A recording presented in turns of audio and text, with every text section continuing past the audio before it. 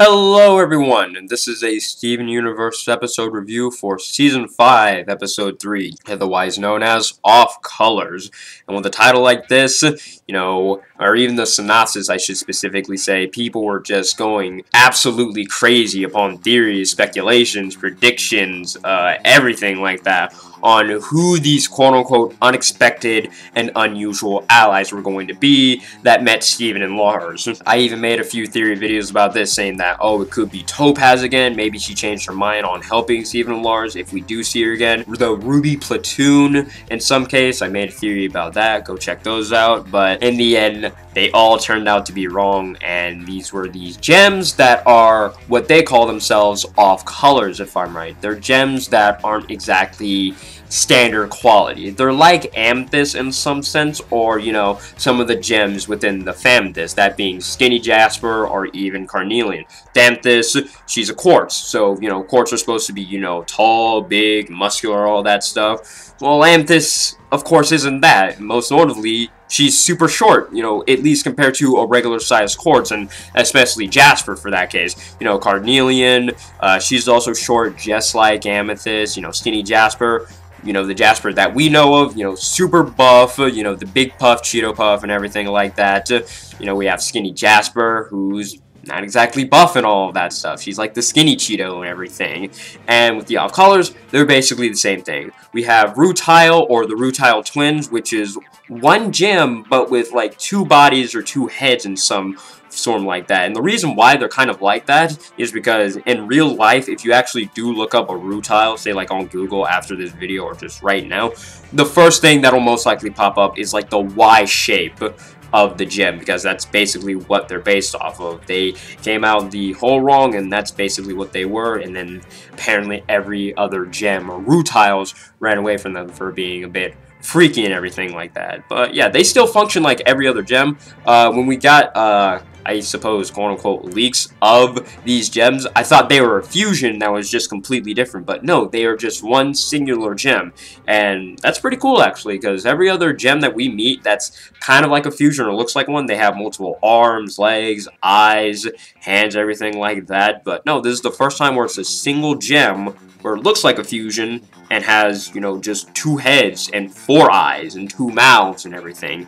So yeah, that's pretty cool actually, and they think the same way. And one thing that finally shuts me up is that in a lot of my other theory videos, or just videos in general, I said that Ashley Birch was going to be voicing a character within the show. I went on to say like, oh, it's going to be a Labrador fusion, or it's going to be Aquamarine. But I was wrong on both occasions, and here she finally is. She voices the Rutile twins. But moving on from them, we have Rhodonite, simple gem that's always stressed out and everything like that. She is a fusion that's not supposed to be a fusion, simple as that, and she ended up down there in the kindergarten with the other gems. And the next gem would be Fluorite. She is 6 to 7 gems in one. She is something completely different. I think that's like a gem, not exactly counting the cluster, a gem that has the most gems within a fusion. So she holds the record for that basically so far, a 6-gem fusion. And if you notice, one thing that makes her so unique, I suppose, besides being that, is that she talks pretty slow. The reason behind that is because since she's so many gems, all of those gems need to come to terms with saying that, okay,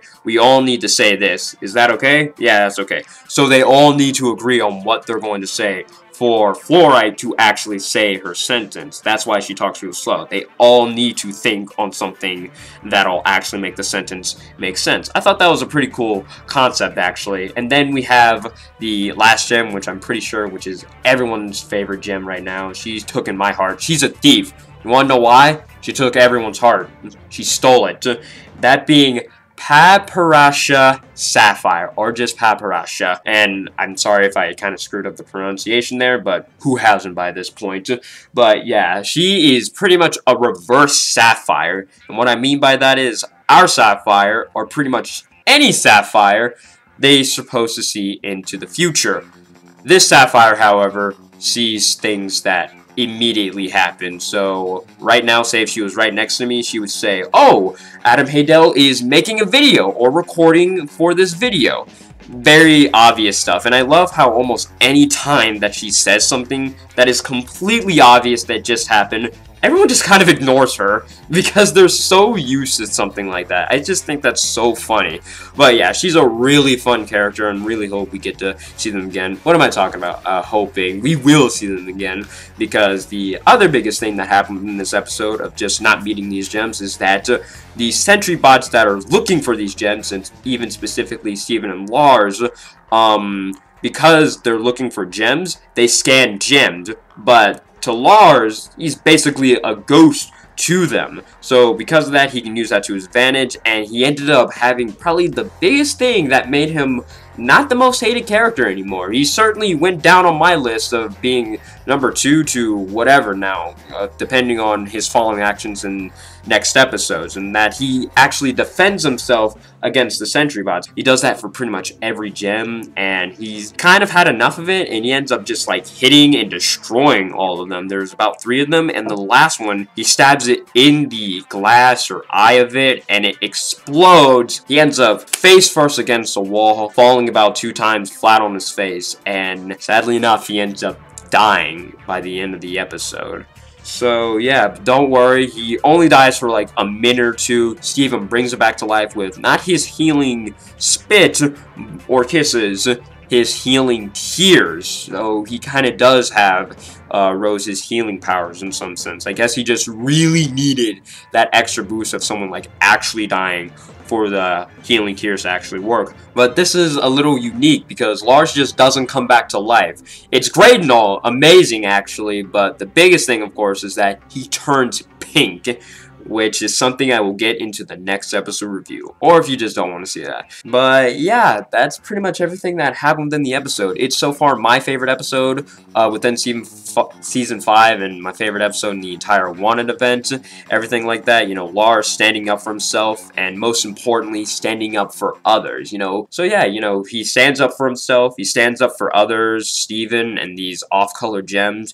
We meet these new and quote-unquote colorful characters and things like that that are all great, and we'll get to see more of them because, you know, within the next episode things get a bit more heavy. So yeah, let me know what you guys think in the comments below. Have any questions, comments, concerns, or any other discussion topics you guys want me to talk about, leave them all in the comments below. I'll try to answer them the best I can. Want to draw any fan for the channel, be greatly appreciated. Email and Twitter are in the description below. Support me on my Patreon if you want to. That would be very friendly of you. Have a great day, have a great night, and everything else you know what to do. Bye.